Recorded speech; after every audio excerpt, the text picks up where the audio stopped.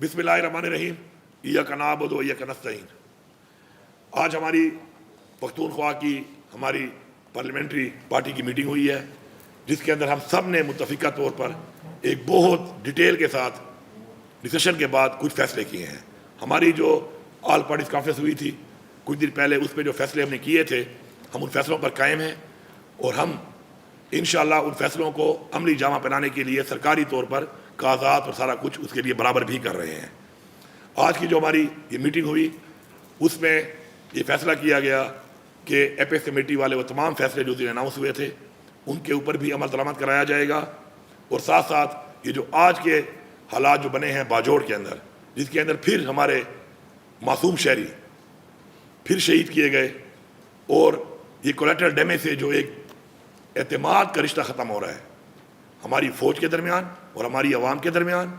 ये मैं बारहा कह चुका हूँ कि हमारी फ़ौज के दरमियान और हमारी आवाम के दरमियान एतमाद ख़त्म हो चुका है, और ये एतमाद ख़त्म होने की वजह से ये जंग जिसमें ऑपरेशन बार बार किए गए वो नाकाम हुए, और ये जंग हम नहीं जीत पा रहे। हम ये चाहते हैं कि जो हमने शेड्यूल का ऐलान किया है अगले 10 दिन के अंदर हम 2-2 ज़िलों के करके, और इंशाअल्लाह फिर एक ग्रैंड जिरगा बुलाएंगे तमाम उन स्टेक होल्डर्स का जो कि इन एरियाज़ के अंदर हैं जहाँ पे टेररिज्म है, और उनकी फीडबैक लेके उनके बताए हुए अमल के मुताबिक हम आगे अपना एक इंशाअल्लाह एक पॉलिसी रिव्यू करने के लिए हम ये जो बैठे हुए हैं जिनकी जिम्मेदारी है कि उन्होंने बॉर्डर को क्लियर करना है, बॉर्डर पे प्रोटेक्शन देनी है, उन तक पहुंचाएंगे। और हम उम्मीद करते हैं, क्योंकि हमारे लिए हमारे किसी उस फौजी जवान, वो भी हमारा बच्चा है, हमारा भाई है, हमारा बेटा है, उतना ही अजीज़ है जितना हमारे लिए हमारे कोई सिविलियन हमारे लिए अजीज़ है, क्योंकि वो भी हमारी हिफाजत के लिए लड़ रहा है। लेकिन आज हमारे उस फौजी जवान की वो शहादत जब होती है तो उसको वो ऑनर और रिवार्ड नहीं किया जा रहा जो उसको मिलना चाहिए। वजह गलत पॉलिसियाँ। इन पॉलिसियों को हम बार बार कह रहे हैं कि रिव्यू किया जाए। उसी के ऊपर हमारा फिर आज ये इजलास हुआ है। हमने उसके ऊपर जो भी बातचीत की है, अभी हमारे अगले 10 दिनों में इंशाल्लाह ये जिरगे होंगे। उन जिरगों का एक मुफस्सिल तरीके से डिस्कशन के बाद एक बयानिया होगा, लाएमल होगा, और हम उम्मीद करते हैं कि उसी के मुताबिक आगे की कार्रवाई जो है वो हम करेंगे। दहशतगर्दी का खात्मा हम चाहते हैं, लेकिन उस तरीके से जिससे अवाम का एतमाद भी हो और हमें खात्मा कर भी सके।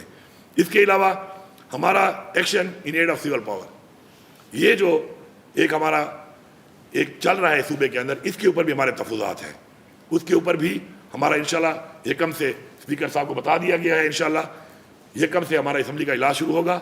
उसके अंदर हमारी बाकी डिस्कशन के साथ इसके ऊपर भी डिस्कशन होगी कि क्या इससे कोई फ़वाइद हो रहे हैं या इससे नुकसान हो रहा है, और फिर वही एतमाद ख़त्म हो रहा है या एतमाद बहाल हो रहा है।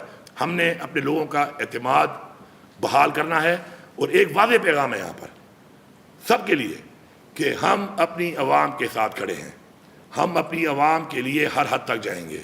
ये हमारा सूबा है, ये हमारी मट्टी है, और हम इस मट्टी को अपने उन फैसलों के साथ ख़राब नहीं कर सकते जो फैसले हम पे मुसल्लत किए जाते हैं हमारे मशवरे के बगैर। इसलिए एक वाज़ेह पैगाम है, पूरी आवाम को पैगाम है कि पख्तूनख्वा की हुकूमत, इमरान खान की पूरी पार्टी, हम सारे इमरान खान के कारकुन और बहैसियत पश्तून और इस सूबे के बाशिंदे हम सब आपके साथ हैं, और इंशाअल्लाह हम इन मसलों से आपको निकालेंगे, और हम आपके साथ इन मसलों के हल के लिए हर हद तक जाएंगे और आपके साथ खड़े हैं इंशाअल्लाह। इसके अलावा मैं यहाँ पे वाज़ेह अहकाम दे रहा हूँ तमाम डिप्टी कमिश्नर्स को कि किसी तरह का कोई भी कैसी भी हालात में किसी तरह का कर्फ्यू का ऑर्डर आप नहीं करेंगे जब तक आप होम से परमिशन नहीं लेते।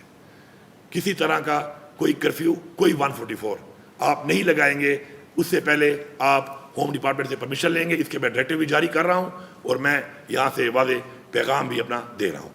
शुक्रिया।